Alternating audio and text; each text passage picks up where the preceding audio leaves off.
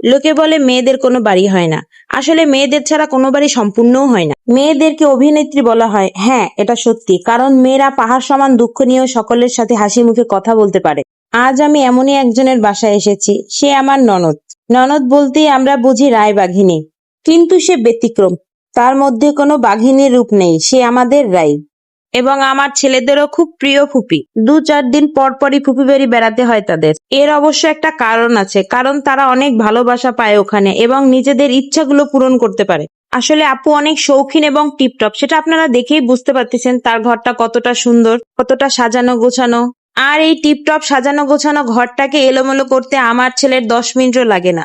কিন্তু যে ব্যতিক্রম সে তো ব্যতিক্রমী, সে বলবে থাক ছেড়ে দাও, ওরা খেলুক, ওদেরকে কিছু বলে না, ওরা বাচ্চা, ওরা তো এটা করবেই। আর এজন্যই তারা ফুপি বাড়ি অনেক পছন্দ করে। এই জায়গাটা আপুর বাসার অন্যতম সুন্দর একটা জায়গা, এখানে বসে আমরা একটা রাজকীয় ফিল পাই। এইবার তাকে একটু বাঘিনী বাঘিনী মনে হচ্ছে, আসলে না। আজ এখানে সবাই মিলে একটা পিকনিকের আয়োজন হয়েছে, তাই আপু একটু ব্যস্ত। আপুর বাসার এই বারান্দাটা খুবই সুন্দর। বারান্দাটা খোলা হওয়ার কারণে চাঁদ দেখা যায়, আসলে খারাপ মন ভালো করার মতো একটা জায়গা।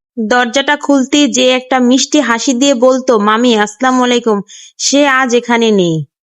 এখানে বসেই সে তার উজ্জ্বল ভবিষ্যতের জন্য কঠোর পরিশ্রম করেছে। সে এখন ভার্সিটিতে পড়ছে, সে বেড শেয়ার করছে, টয়লেট শেয়ার করছে, গণরুমে থাকছে।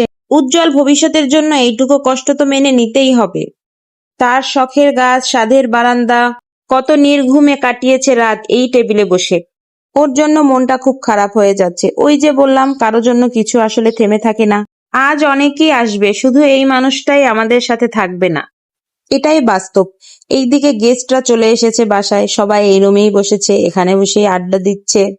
অন্যদিকে ছেলেরা সবাই খেতে বসে গিয়েছে। সবাই মিলে আজ হই হই করে ভালোই একটা সময় কাটিয়েছি।